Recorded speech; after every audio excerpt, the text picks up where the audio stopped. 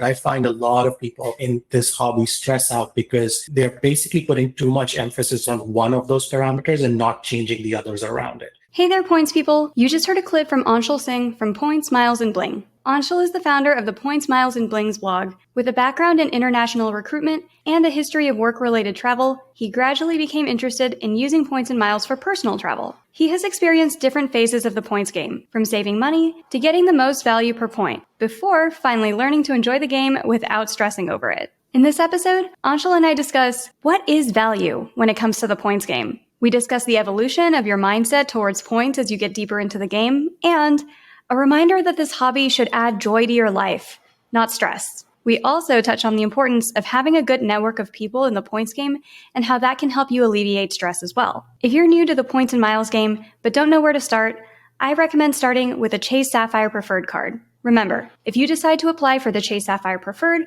or any other card, never apply directly through Google. Always use a friend or creator's referral link. And if you're interested in supporting this show when you apply for your next card, check out geobreezetravel.com/cards. And if you're not sure what card is right for you, I offer a free credit card consultation at geobreezetravel.com/consultations. And we have links to the Chase Sapphire Preferred Card and the free consultation form for you in the show notes as well. And now, on with the show.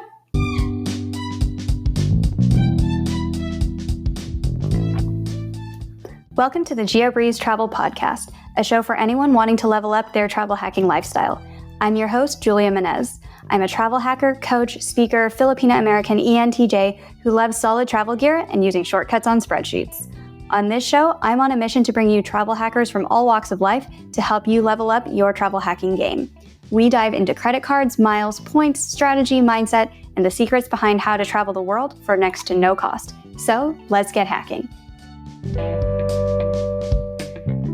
Hey Anshul, welcome to the Geobreeze Travel Podcast. Thanks, Julia. Happy to be here, and thanks for having me on. Of course. I am so excited to chat with you today. For a lot of our Canadian listeners who are always like, we should have more Canadians on the show. Here you go. We're going to talk about Anshul's background in points and miles and his blog, Points and Miles Bling. But also, we are going to get into a very interesting conversation about what is value? Because a lot of us are kind of math nerds in this points hobby, or we fancy ourselves to be math nerds where we're like, what's like the best value redemption for flights or hotels? Or like, oh, well, how well would you value this? Or like, oh, I'm not sure the value is there. And it's one of those words that I think people throw around a lot and no one really knows what they're talking about. And people just throw out the word value to say, I'm afraid of spending money. So we're going to dig into that today.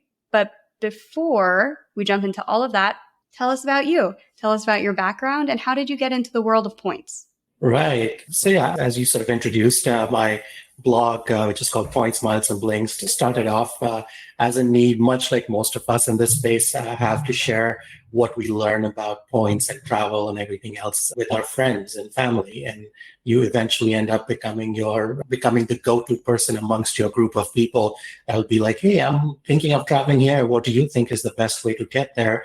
And then you start drawing lines around your personality, basically defining yourself as not a travel agent, but yet are able to do many things with points that a typical travel agent would, with tickets and hotels and this, that, and the other.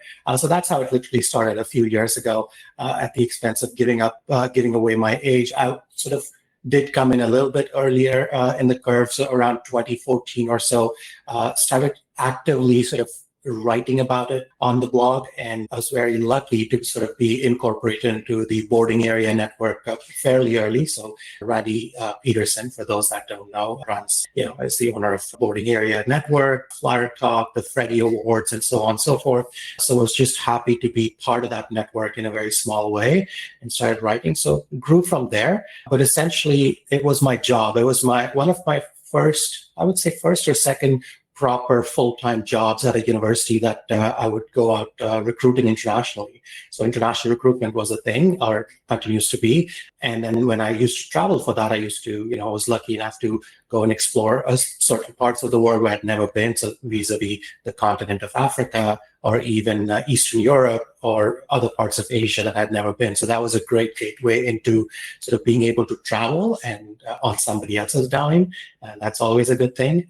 And the curiosity always peaked in terms of how can I replicate some of this if I wanted to sort of just do personal travel. So yeah, between helping out friends and having this itch of travel firmly set into my professional career. Hence the blog, Points, Miles, and Bling. And the Bling became part of it simply because I was all constantly trying to maximize quote unquote value, which you very aptly put. Often we overuse that term value, but don't really understand what it means within a particular context. So I'm happy to talk to you a little bit more about that further down. So when you first started traveling, it was from a corporate recruiting job. So employer was paying for everything. At what point did you need to supplement that with points travel? Because most of the time people who are traveling on somebody else's dime are like, this is great. Like, I don't have to worry about paying for it myself. Did that job end? And so you're like, I still want to travel, or were they just putting you in economy? What kind of drove you into, I need points? Bit of column A, bit of column B, I suppose, because one, when I was traveling, I made great friends who we were all traveling as a consortium of Canadian universities going out to recruit international students. So made great friendships rather. However, two things, right? So when you travel as a corporate job, two things happen organically. You end up earning a lot of these points that you don't know what to do with. So that first curiosity was, I have these points now in my account. What do I do with them? What is the best way to manage, say, Delta points? And this is a funny story. My first loyalty program ever that I signed up for, being in Canada, was not Aeroplan from Air Canada, was not any other Star Alliances. It was Delta. I signed up for that program simply because somebody that I was traveling with mentioned, hey, Delta's program is very generous. We should sign up. Back in the day, we were talking about 2008, 2009, and around that time, where points were very easy and war travel was fairly easy. So if you traveled internationally 1 or 2 trips, that would equate to being able to take 1 international trip on points. Points were accumulating organically, didn't know the best use. I started reading up on various blogs at the time, Flyer Talk, and all the other forums. And second, I was seeing somebody my girlfriend then, wife now. It was the ability to be able to travel with her was the thing that really crunched my brain cells. Was how can I do the exact same kind of travel that I do for work, but also bring along my partner and be able to have all of those experiences at this point, not out of the corporate pocket, but out of my own pocket. When nothing is a better teacher, as soon as money starts going out of your pocket, you suddenly start wanting to learn things to stem that flow. And that really what got me going in the points game, so to speak. When you were bringing your girlfriend, now wife, along on these trips, were you both traveling in business class? So it was like kind of bougie, or were you both in economy for these trips? A little bit of both. So we would do combination simply because I think with all of my corporate travel, there was enough points for at least one of us, or at least for one way to be fully business and whatnot, but the other way to be the ability to upgrade or hope that there would be an upgrade. So premium economy was just coming in as a concept. So we tried a little bit of that. So it'll always be one way. And for most people that are in the points game would know, we often basically say always book one way because it gives you that flexibility to do something, one way. And on the return trip, you could do something different in terms of if you're business that you could try first, or you could do business economy or a combination of the two. So all of my corporate travel, just sort of to be on record, was completely economy travel only, because all of the institutions in Canada or universities in Canada are public universities. So with public money being spent for our travel to go international recruiting, everything was economy. So traveled a lot economy. So that was another thing that I could easily change using points. Is when I traveled personal, I could easily use some of those points to either upgrade myself or completely buy business or first class tickets when the two of us were traveling. So it was a combination. I would say I didn't become super Bling until a few years after that. So.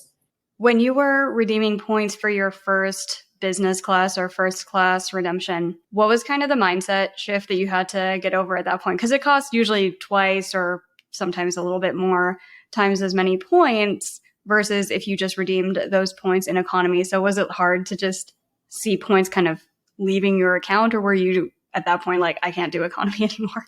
I think it was I can't do economy anymore. And that job, my international recruitment job, I did that for about 8 seasons or thereabouts, so 7 or 8 seasons of that, right? So we are talking academic year being 8 months. So I'll travel for maybe 5 months of the year. So I've done that for 8 seasons. So I was, kind of tired of traveling economy. And like I said, back in the day, after being in it for a couple of years, it became easy for me to get upgraded as well. So I shouldn't say that everything was economy. Oftentimes during those times, 2009, 2010, that kind of thing, getting upgraded was easy or easier than it is right now. You didn't have to pay points. You just have to just be loyal enough to a program and show up consistently on a flight, on a particular sector over and over. And then eventually you get status. Eventually they'll recognize you and operationally bump you up fairly easily. But all of those things have changed over the years, where you now have to actively work hard and know the nuance of it to be able to upgrade yourself.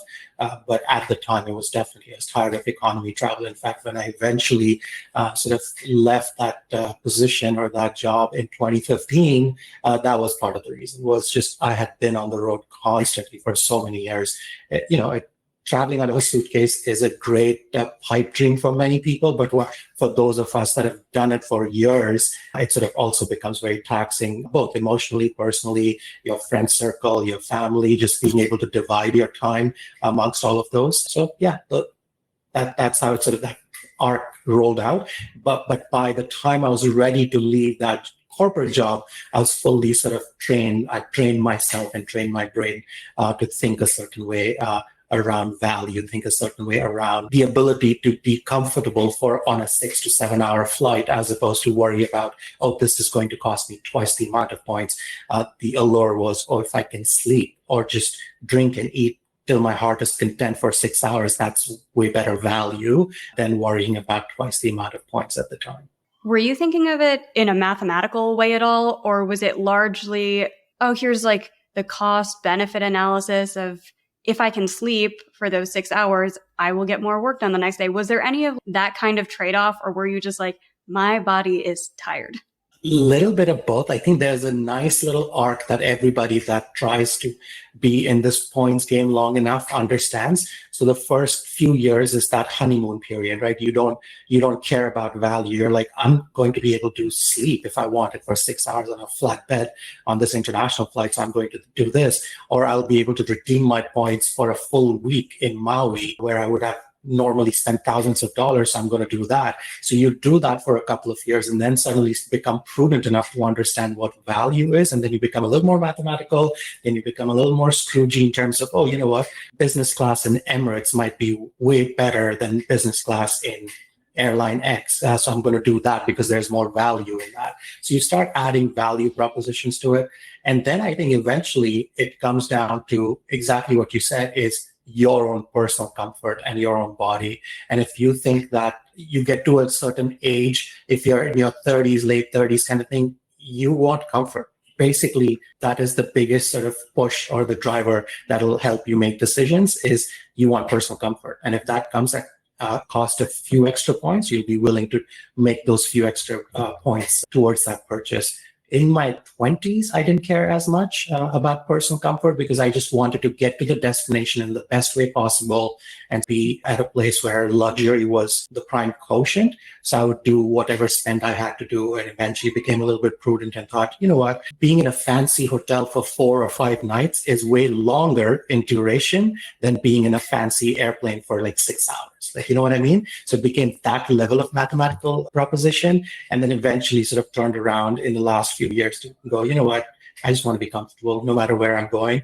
And yeah, that became the driver to all of these redemptions. I think that kind of bell curve you described is super accurate, where at the beginning you discover points and you're like, oh my God, I saved $300. That's amazing. Like, I can never go back to the before time of paying for flights again.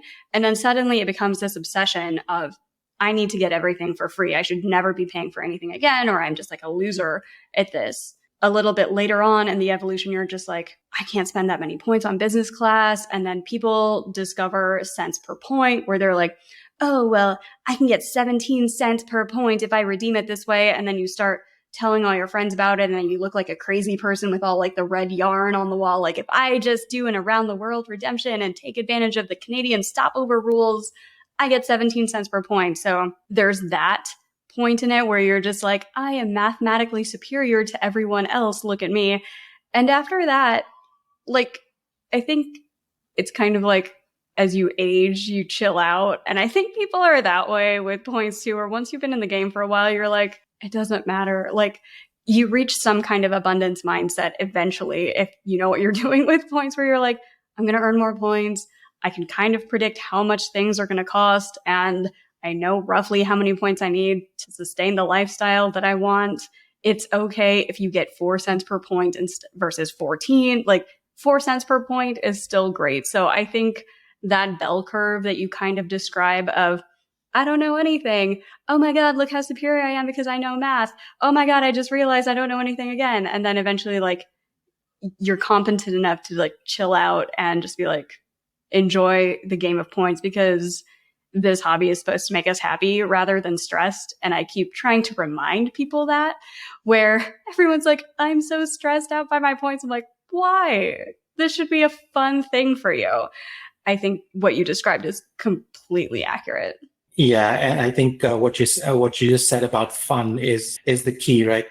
As you get into the game, you go in for fun, and in a few years' time, if you suddenly realize you're stressing out over the points that were meant to give you fun, there's something wrong and needs to be reevaluated. Which is when it helps to have a good network of people around you that are equally into points, and you network away.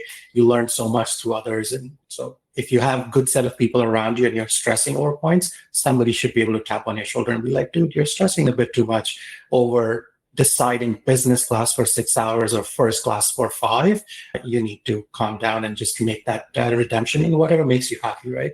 So I think a value and happiness, I think, would be a great sort of graph if we were able to draw that out in this hobby. And again, that graph would look very different for people depending on where you are in that bell curve you were talking about. Let's talk about, for all those people who are a little bit past beginner, where they're like, no, there's a right way to do this and there is a wrong way to do this, and you must maximize cents per point and you must tell everybody in your neighborhood about it, no one of whom is going to understand what in the world you are trying to explain. But like, you must be superior to everybody else on the internet so that your 200 followers can know that. What would you say to those people? Because obviously from my tone, you guys can tell that I'm just like, guys, chill out and enjoy your life. But you can probably say this more eloquently. Like, what would you say to those people who are like, I must math nerd this? I'll just say this. Hey, 200 followers are important. So if that's important to you, you do you. But at the same time, like I was just saying that at some point you have to be able to come to a conclusion as to what makes you happiest, and also what was the goal that you got in for, right? A lot of people, if your eventual goal is to just get into a business class cabin, then yeah, enjoy that when you are able to redeem it.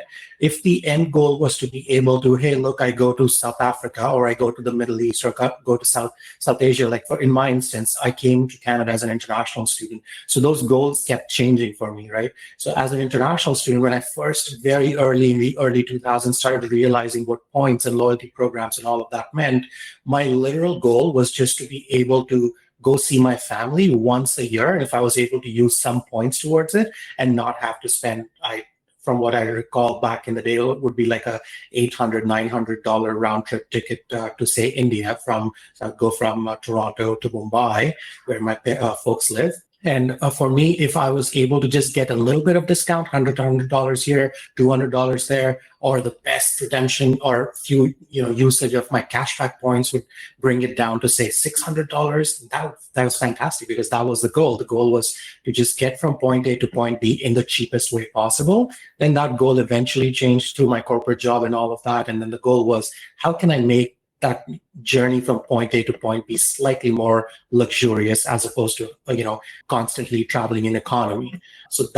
And then that evolved further out to be like, I just want to be comfortable throughout. And if that comfort means I need to be in business class all the time or first class all the time, and I need to be able to redeem X number of points because I want to be in this particular property or a hotel, goals will constantly keep changing and evolving. And the key is to evolve with that, right? And I think that thing about fun, that thing about value, all of those parameters have to change as your goals are changing, and you have to change as your goals are changing. But I find a lot of people in this hobby stress out because they're basically putting too much emphasis on one of those parameters and not changing the others around it.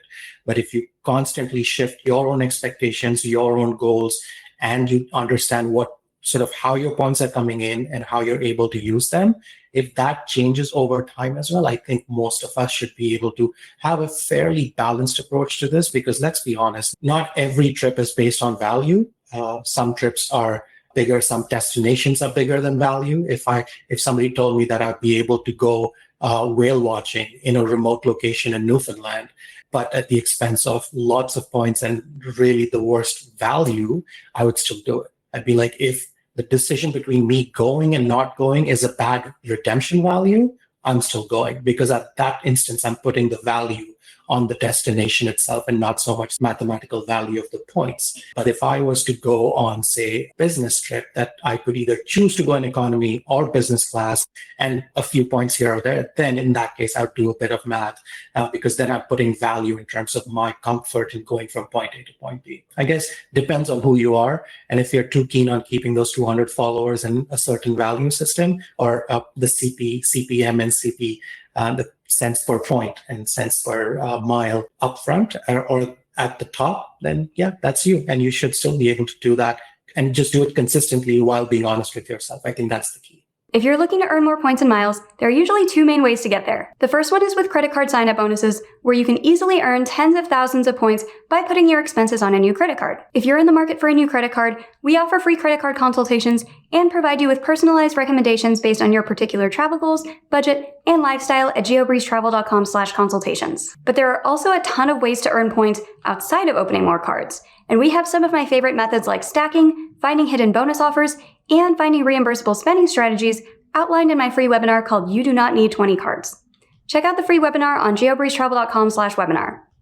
And we have links to both the free consultation form and the free webinar for you in the show notes. And now, back to the show. When you got into more of the content creator side, the blogging side, and as this started to become monetized for you, and is this your full-time job?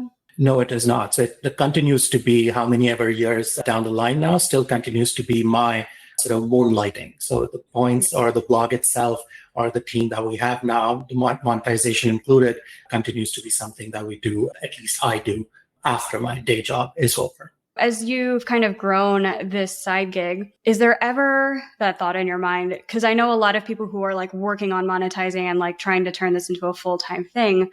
A lot of people on Instagram reach out and they're like, I need to be in business class because there's that business, or at least a perceived business ROI, where if you have more photos of you in business class or first class, it attracts more followers, they use more of your links, and then eventually it pays for itself. And so people are trying to justify some kind of return on investment value on why it's more important to be in these shiny, blingy, bougie business class seats. What are your thoughts on that? Is that legitimate at all, or kind of not really? I think it really comes back to what your goal is. If your goal is to monetize everything and make money and a career out of it, absolutely go full tilt, but have honest expectations out of it, because no matter your monetization, your lifestyle still has to be paid for in some way, shape, or form. And then I can only talk about it from a very personal point of view. In my case, having a good job and having a comfortable life just allows me to be a little more free with my points and with my decisions around points, and not constantly have to worry about, hey, this part of the monetization is going to pay these sets of bills, which I require to have a decent lifestyle. So my lifestyle, my hobby have not sort of replaced each other. And I think that's the philosophical difference, right? Are you going into this to have fun as a hobby and then be able to share that hobby with those around you? Or are you looking to make this lifestyle your career? And if that's the goal, then absolutely be able to do it and have realistic expectations that return on investment will only come after a few years of being able to do this over and over. I think longevity is the biggest thing. And who better than you to know this, right? If you do something well, you just have to do it long enough and continue to, revel in it enough that you're able to then supplement that level of lifestyle as a consistent thing across. But if you're constantly having to give up on many other basic necessities of life just to get yourself into this business class and first class, then your return on investment is perhaps sort of slightly misguided. Because at the end of the day, if you're trying to make a career out of it, a career eventually, after a few years, absolutely, should be able to give you what you started off with, right? Which is to be able to give you a career, to be able to give you peace of mind when you go to sleep. And like I said, I can only speak to this from a very personal point of view. I could have sort of bridged that out and made this into a career. The reason I didn't or still don't is because I really want, like my corporate job that I do. It allows me a lot of luxuries in life that I've locked in a certain way of lifestyle. So then once that comes in with my 9 to 5 job, everything that happens on the points realm just is basically gravy, right? You can have as much fun or as little fun as you want out of it. So everybody has to make that decision. And unfortunately, there is no easy shortcut anymore. If this was 10 years ago, if this was Instagram just launching, or if this was Facebook at its peak, then maybe, yeah, there would be other ways of doing it where you could have that first player advantage in the system. No longer. Influencers. You speak about influencers all the way from people with multi-million followers across social media handles to micro-influencers who have very specific niche, which I consider myself to be, and have a very niche crowd and niche follower set. There's so much you can do as long as you understand what you're in it for and how long you're in it for. If your intention is to just get in there, monetize everything, and then hope that this monetized thing will take care of you and your life plans in the future, then perhaps you have to do it at that scale that will allow you to do it. But if you're not honest with yourself and just get in to make money, I think that is super misguided. It'll throw off everything, and eventually burnout happens, right? And that essentially brings burnout. And those of us that have been in this realm for long enough, we realize the serious issues behind burnout, especially those in social media. I'm speaking as if I had so many followers, but Julia, maybe you could lend your mind to some of this, because yeah, it requires a lot of time, a lot of effort. It is more than a job because it's not something you can just click in, click out kind of thing. Maybe you can chime in and give us a few tidbits around the philosophy of this. Yeah, you dropped so many gems, and they're like, first of all, put real money before fake money, put dollars, whether Canadian or American, before points, because there are so many people who are struggling with money.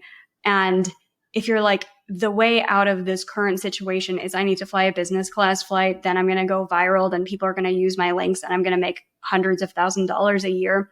There's so many people on the internet who are doing that.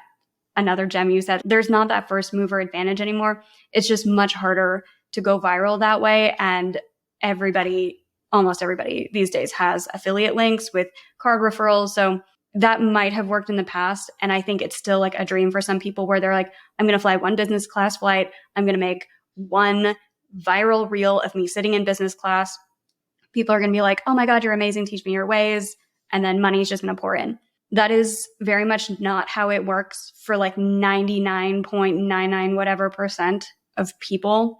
Once in a while, it does work for someone where like they go viral. People are like, oh my gosh, teach me your ways. And they don't have their system set up yet. And so then they just get overwhelmed and then feel a little bit sad because they can't serve all those people through their DMs. They don't have any system set up to like funnel people to an email list. They don't have a way to just automate responding or handle all this response that they don't have assistants.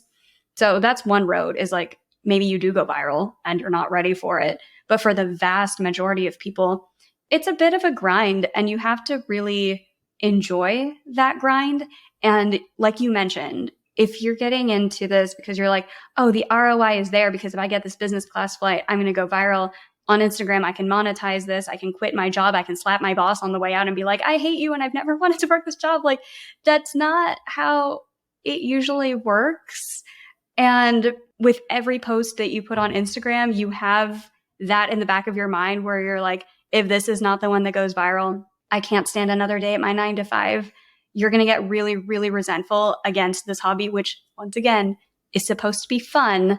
You're going to get resentful towards it very, very fast. So that's just something to keep in mind too, is like, if you are getting into the bougie business class things in hopes that it's so other people on the internet think you're cool and then start giving you money, that's a grind. And for anybody who wants to do that, I'm just going to point out that like my YouTube has been growing without me posting any photos or videos of me in business class on there, on the long form videos. It's just me screen sharing how to find award seats and how to find the best business class deal. So like anybody could really do that. Like if you can screen share how to rig certain deals, you don't have to be doing all of these cool business class flights. It's completely doable without having to physically be there. Obviously, I enjoy flying. I do take those trips. They're on my Instagram, but you can grow a pretty sizable channel even just by adding value to people's lives, which is a different type of value. So let's talk about value from like a consumer or reader perspective, because as you read blogs, you're not like, oh, what's the ROI on like the 1 hour I spent going through Anshul's blog? Like, how would you say you want to add value to your audience? And what does that even mean? Like that type of value? Really well said, by the way. And actually, before I answer the question, allow me to, as you were talking about the business side of things and how much of a grind that is, going viral, the virality of things or the possibility of going viral is almost the same as the possibility of you winning a jackpot, right? And it's well documented. And most people that sort of win quick money or quick success tend to fail equally quickly after. Just as important is to understand the value of being able to make money. That can only happen through longevity, through being honest, through that honest grind. Like it's the grind and hustle, those two terms get used by the younger generations a lot more, almost to a romantic effect. But I feel like if we are all being honest with ourselves, none of it is romantic. It is just absolute hard work, a lot of time, a lot of sweat, and a lot of hours. And that's the only way to sort of keep afloat in whatever you're trying to do in life. So that was just my initial thought around when you were talking about going viral or trying to go viral constantly. So success, being able to add that value to my readers, I think for me is what I'd said earlier, is if the difference between getting from point A to point B or just going out on that one vacation a year, if my blog can be that difference, nothing will beat reading one page in a moment of time and then getting up and redeeming something, right? It is a journey you learn over a period of time when you keep reading blogs like mine and yours or channels like yours and others. The value comes in if collectively we are able to give somebody that one decent vacation. If somebody was person to family and they only go out vacationing once a year, and if we could give them a value of say $500, $200, $300, or even that decision making, that the difference between me going or them going and not going is usage of points. If I can help them in that journey, that is success. That is value in itself. And it's that kind of reader or clientele that will constantly come back for your work and be, quote unquote, a follower, as opposed to somebody who read one thing one time and did that and moved on because they would have done it anyways, right? So I think trying to find value in the readers, trying to find value in a clientele or followers or however you put it in their world is literally just being part of that journey. If you can be a realistic part of their journey, you will eventually bring them back to your forums for them to explore a little bit more, either about you as an individual, as an influencer, or for them to explore a few more things that can help them do it a little bit better the next time they do what they just did.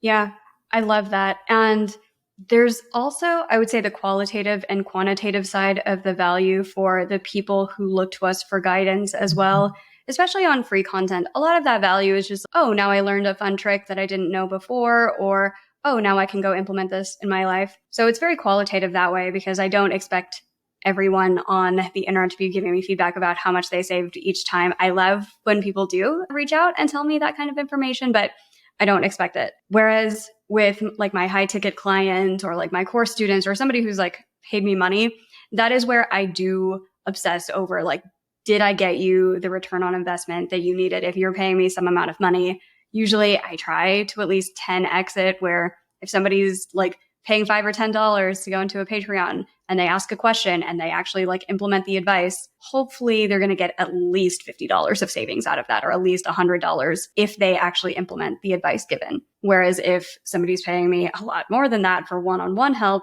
and then again, they actually implement the advice given, hopefully we can 10x their investment with that kind of help as well. So there is kind of a qualitative versus quantitative thing there. For general internet, I do hope it is at least qualitatively valuable, where as defined on the internet, values are noted as like relative worth or merit or importance, or maybe like you can say, oh, I got like X $100 or X $1,000 of flights for free just by following your advice. There is some monetary and material worth to that. But if it's one of my clients, especially the high ticket ones where they paid a significant amount of money for one-on-one help, that is where I'm going to obsess a little bit more for the metrics because I'm doing that to serve someone else. Whereas for like my own points, I have a steady stream of points coming in. So for mine, I'm like, oh, 4 cents per point is good. Whereas for clients, I was like, we're going to get you the best flights. Absolutely. And there's nothing like word of mouth either, right? Be it a blog, be it a service you're providing. Like you said, if there's a transaction involved, you want to be able to go above and beyond for people that are actively paying you to be able to do something. And we all have those client sets, right, where they're paying you because they believe in you and they're honestly hoping that you'll be able to 10x or even more their value out of their redemption. So yeah, we are all going to go above and beyond that. So you're absolutely right. There is qualitative and quantitative, both aspects of it going into this hobby for sure. With the caveat that if you are paying somebody for advice, implement their advice because so many people, I don't know how many people download my course, like my free course and like don't open it. It's more than half. And I think I saw some statistic on the internet that 3% of people finish courses that they buy, like courses that they actually pay for. So if you guys are downloading all of these ebooks and videos and all these other things on the internet, whether they're free or paid, like actually open them and look at them and implement the advice and then use that to gauge like, oh, should I continue on with the next step with this person that I've chosen to follow? Because if you're just downloading all the PDFs and then you never open them. Pay you for a course and you do everything for me? That doesn't exist? I have a consulting arm, but for the course, no, it is a DIY course where the information is there. Obviously, I'm being facetious about it because as somebody that has worked in a university setting as a career for 15, 20 years now, hey, look, we complain about students not reading stuff that we send them. That exact principle applies everywhere. It basically is how much value you're putting into your own time is what it comes down to. So if I want to go and pay for Julia's course, but don't want to put in the effort to actually then read and understand it myself, maybe that aspect is not what I should be looking for. Maybe I should be looking for a consulting session with Julia, right? Because again, it's being honest with yourself in terms of how much work are you willing to put in? Because at the ground level, no matter how many blogs exist, no matter how many influencers exist, all said and done, you still have to put in a little bit of work to be able to enjoy the fruits of it. And if you want a completely hands-off approach, then like Julia said, there is services out there, including hers, where you can basically pay the money and let them do all of the work for you. And that exists. But again, it'll be so hands-off that then most folks will be able to decide for you what you should be doing as opposed to you having an active input in what you want to enjoy in your near future. And those consulting services with me or other people cost money. So there is this, do you have more money to work with? Do you have more time to work with? In the beginning, I highly recommend using time instead. I have the free Points 101 course out there because if you are completely new to the game, you're just like, I don't want to learn at all. Like, I'll just fork out thousands of dollars to people on the internet without like knowing anything. I would say don't do that. That's how people tend to get scammed. So at least like download some free courses. Like my free course is called Your First Redemption. Maybe make your first redemption. And then hopefully you can trust the process from there and we can move on from there. So we've talked about lots of different kinds of value. We've talked about the cents per point and how people like really want to maximize. And a lot of it comes from this scarcity mindset of like, oh, my points might disappear or oh, I need to be like mathematically hoarding everything and kind of like Scrooge McDucking my way through points, which might not be the best way to go. We've talked about the value of, oh, maybe I can grow this into a business, the values of maybe paying somebody else to help you with this in your points journey. Let's talk about the kind of sociological definition of value, which is very different than the mathematical or the economics definition of value. So on dictionary.com, the sociological definition is the attitudes, behaviors, social structures towards which people of a society or group have a deeply ingrained positive or negative emotional regard. As far as like the emotional values that people have with points, we talked about happiness earlier, but do you see any kind of trends in the world of loyalty and points and just the attitudes that people have towards it? And how do you feel about those attitudes? On the positive side, I do think that's very healthy to be able to add your emotions to the usage of those points. And again, we can go super deep or be very philosophical around it, but I'll turn around to my own personal circumstances, right? So my folks live in Mumbai, my parents, and I've lived here in Canada since 2002.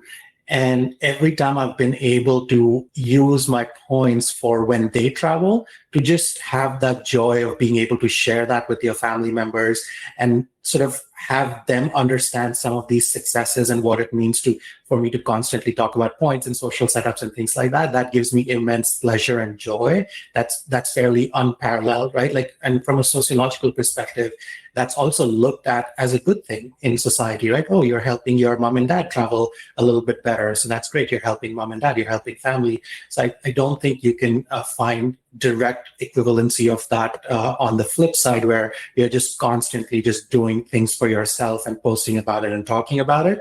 So what I've realized over time is that businesses, and especially loyalty programs, have understood that too, that there's a lot of emotional quotient attached to it. So you've started now seeing pretty much every program offer family accounts, or easy way to transfer points from one account to the other account to be able to share that happiness that we were talking about with your friends and family, right? So they're deeply ingraining themselves and their programs into our mindsets, where we are constantly thinking not just about how can I do it myself, but how can I do it with a partner alongside in this journey? How can I do it with my family? How can I do it with my siblings, and so on and so forth? So if you're able to sort of join forces as a family, then you basically 10x, 20x, 100x your ways into value proposition. But the flip side of that, and that I hope that's where we were getting with, but at least my brain space is at, the flip side of it is just the constant need to sociological affirmation is also very risky, especially in a time and space where we are putting, in myself included, are constantly putting a lot of our lives either intentionally or unintentionally online, and we're constantly seeking out affirmation. So that has several pitfalls, and I think all of us, the entire ecosystem, has a bit of responsibility, and the only way out of that is to again understand why you're doing it and what you're looking for after doing it. I'm not saying people shouldn't do it. They should absolutely, if they want to put their lives out there for art and share with others, internet friends, absolutely do it and go for it. But to understand what you're looking for. If it's just social affirmation, that's good, but to what extent? And then if you're just doing it for social affirmation, if that's your only drug constantly on a daily basis, and it starts to affect your emotions, your mood, and your decisions, that's when it gets tricky and you have to scale back. But from a business point of view, I've definitely seen that radical shift from constantly your loyalty points and loyalty programs being a relationship between you, the individual, and the loyalty program, has now shifted from the loyalty program and your family and your friends. And how are you able to use that entire ecosystem and your entire network to be able to leverage not just your benefits, but also benefits for the larger quote unquote family. And that could be friends and family, or whoever you define as friends and family.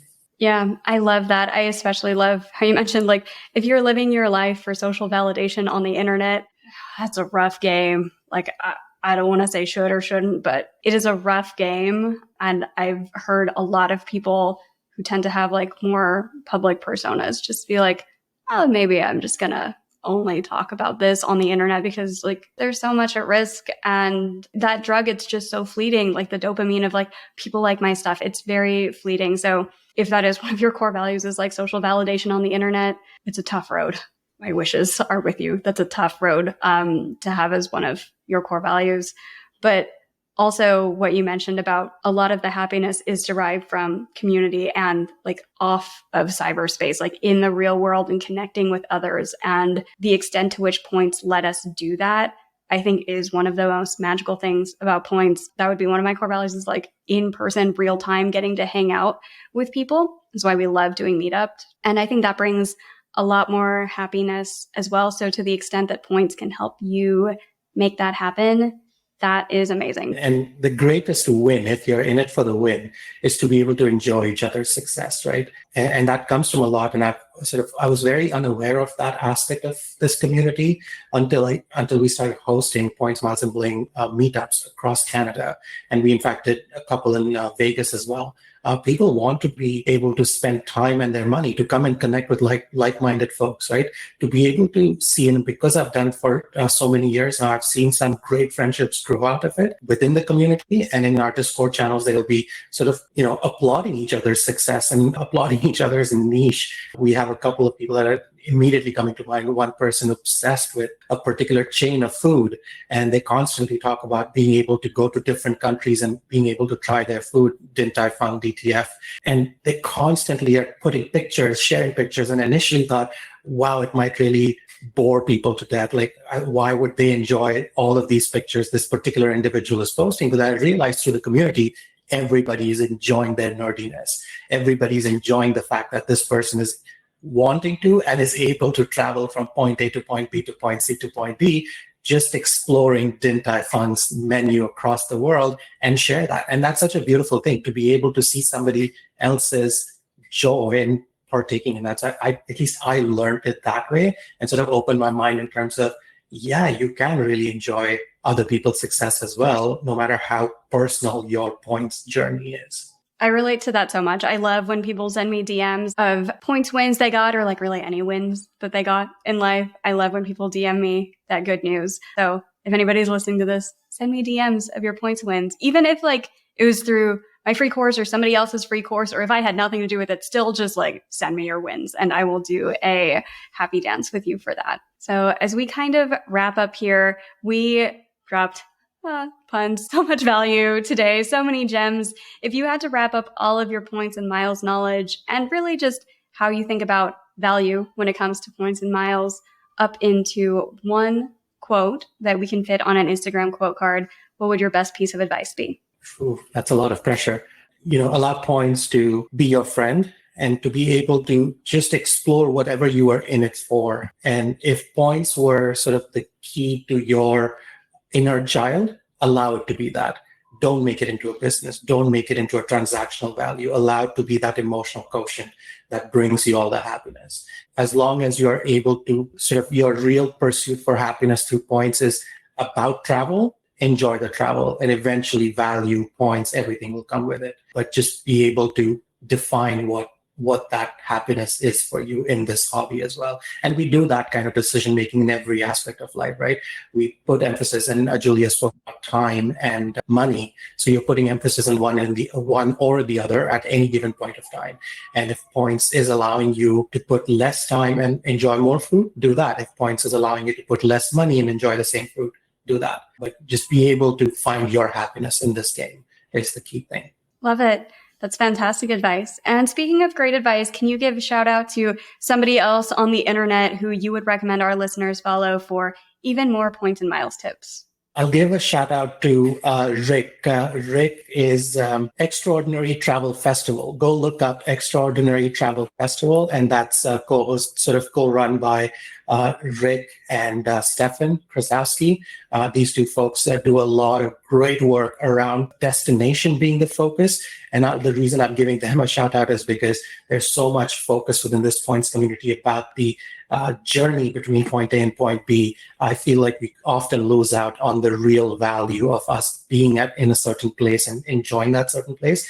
And these two folks do that really, really well through Extraordinary Travel Festival. So definitely check them out. I am guilty of that, where I will plan like the flight and the hotels, and then we'll get somewhere and my husband's like, so what are we doing in Japan? I'm like, I don't know. It's about the journey, not the destination. And he's like, that's not what that saying means. You need to plan some excursions, or we need to plan some excursions or something, where I'm like, I don't know. I was all about the journey for me. You can easily do what we do. So basically, I plan how to get there in the best way possible. And my wife is the one that plans all local things that we want to do, or, you know each other's tastes and you're able to do that. So conquer and divide, my friend, is the only way to go about it in the points world. My husband and I end up doing that too, him being assigned his stuff by default, because I'm just like, I don't know, I just planned our flights. But where can people find you on the internet if they have any questions or just want to connect with you? Yeah, Instagram might be the easiest way to catch hold of me, Points, Miles, and Bling. Or if you want to just search for Anshul Singh, you should be able to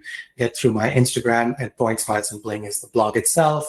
At Bling Singh on Twitter, if you are into Twitter. But those would be the three forums you can catch hold of me, or simply email pmp@pointsmilesandbling.com. And like Julia said, if you want to share your wins, I'm always happy to interact and read about your wins. So DM. Perfect. Thank you so much, Anshul, for joining us today and talking about all of the different ways that we define value in the points and miles world, whether it's noun value or how we verb value a redemption. This has been such an interesting chat today. Absolutely. Fascinating chat. Thank you so much, Julia, for having me.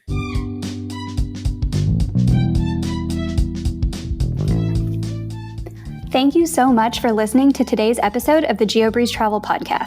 If any of the cards mentioned in today's episode piqued your interest, please check out the links in the show notes for more information on any of the cards.